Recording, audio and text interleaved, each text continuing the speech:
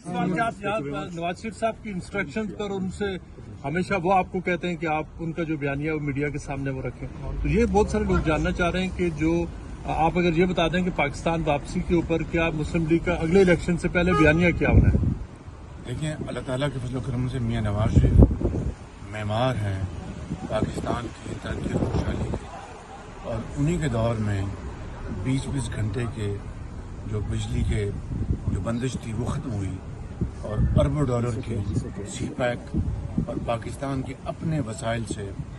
12,000 megawatt बिजली पैदा करके ये लोड शेडिंग का खात्मा हुआ। जो ज़राअत पीली हो गई थी वो दोबारा हरी हो गई, सनतों की चिमनियों से धुआं निकलना बंद हो गया था, वो चली, रोज़गार दोबारा वापस आया, एक्सपोर्ट्स में इजाफा हुआ और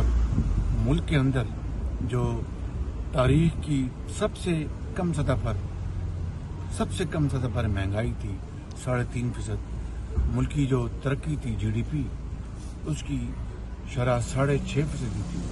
तो मियां नवाज शरीफ इंशाअल्लाह उसी सफ़र को आगे बढ़ाने के लिए